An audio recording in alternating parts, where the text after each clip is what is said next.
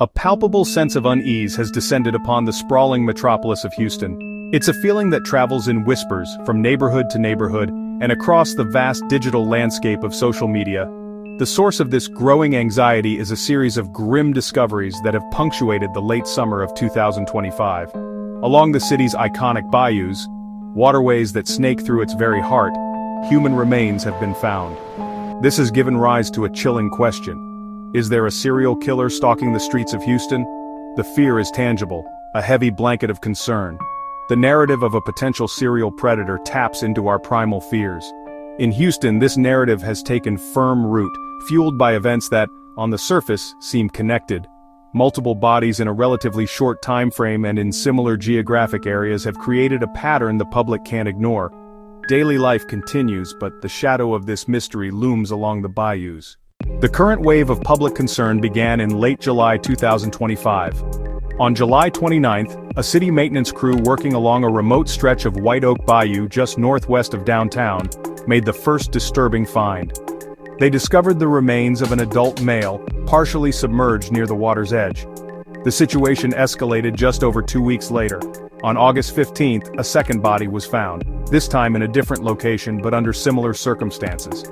A group of kayakers paddling along Buffalo Bayou near the popular Memorial Park spotted what they first thought was a mannequin snagged on some debris.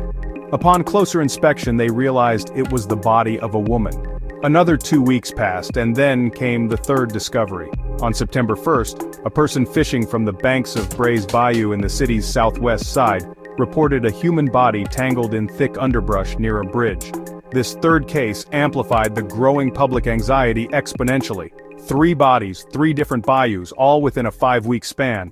Each victim was found in a state of decomposition, making immediate identification and determination of cause of death difficult for the medical examiner's office. Spanning a wide geographic area, from the northwest to the southwest. The timeline itself became a central part of the burgeoning narrative. In the court of public opinion, they had become a string of grim events that seemed to demand a single overarching explanation.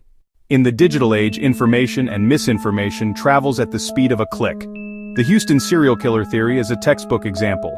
As news of the third body discovery broke, X, formerly Twitter, Facebook, TikTok, users began creating threads and videos, laying out timelines of the discoveries, plotting locations on digital maps.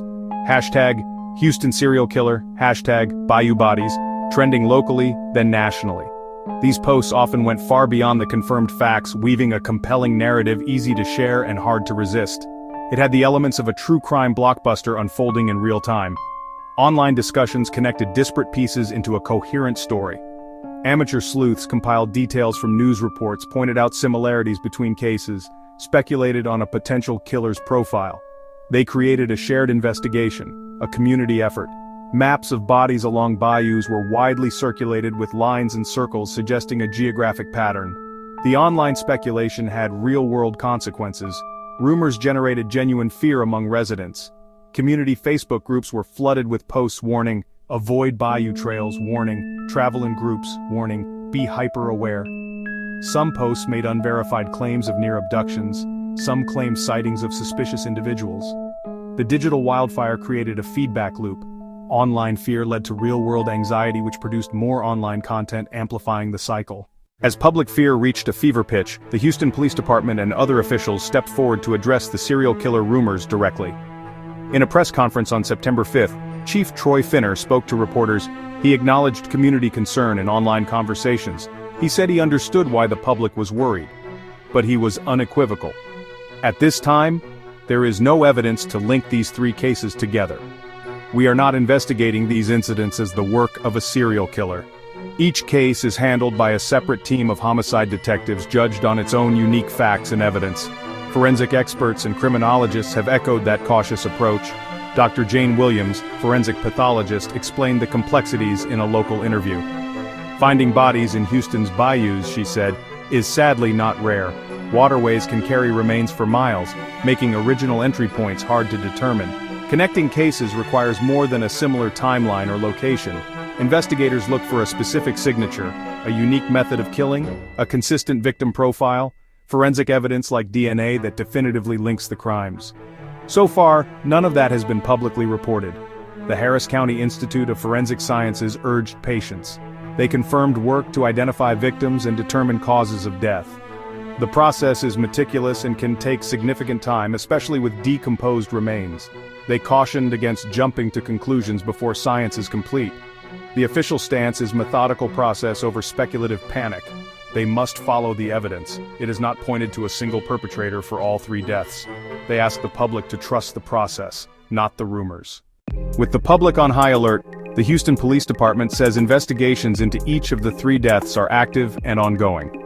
Homicide detectives are pursuing every lead, and a significant portion of their work involves the painstaking process of identification. Until the victims are identified, investigators are limited in their ability to trace their last known movements. They are limited in their ability to understand the circumstances that led to their deaths. They are cross-referencing missing persons reports. They are appealing to the public for any information that might help put a name to the remains. This identification is the critical first step. It unlocks the potential for further investigative avenues, allowing police to build a picture of each victim's life. In parallel with the identification efforts, forensic teams are analyzing the evidence collected from the scenes and from the autopsies. This is a slow, methodical process that cannot be rushed. They are looking for any clues, trace evidence, signs of trauma, toxicological results that could point to a cause of death. Was it a homicide, an accident, a suicide, death by natural causes where the body ended up in the water? Each possibility must be thoroughly explored for each separate case. Police have stressed that until the medical examiner makes an official ruling on the cause and manner of death for each victim, it is impossible to say whether a crime was even committed in all instances. In response to the heightened public fear, law enforcement has increased patrols in areas along the city's bayou parks and trails. While they maintain there is no specific, credible threat of a serial predator, they are taking the community's concerns seriously. The increased police presence is intended to provide a sense of security and to deter any potential criminal activity.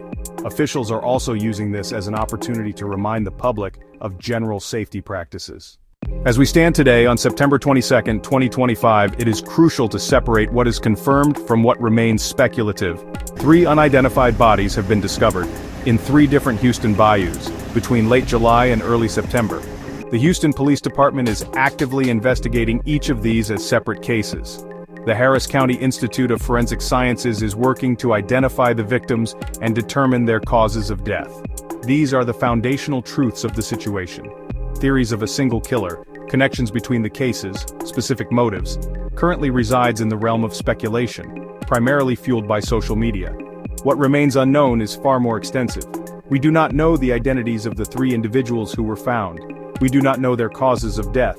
Therefore, we do not officially know if their deaths were the result of homicide, accident, or other circumstances. Because these fundamental questions are unanswered, law enforcement officials have confirmed that they have no evidence to link the 3 cases. The narrative of a serial killer is a theory born of public concern and online conjecture, not of evidence presented by the authorities handling the investigations. The gap between the known facts and the unknown details is where fear and rumor have taken root. In this climate of uncertainty, the advice from officials is consistent and clear. Stay informed, but do so through reliable sources. Ultimately, the best course of action for Houston residents is to practice vigilance and common-sense safety. Be aware of your surroundings, avoid walking alone in isolated areas, inform others of your plans. The city of Houston is waiting, hoping for answers that will bring peace of mind, and most importantly, justice for the individuals whose lives were lost. Until then, the community must navigate the space between fact and fear, relying on caution, patience, and the diligent work of investigators to light the way forward.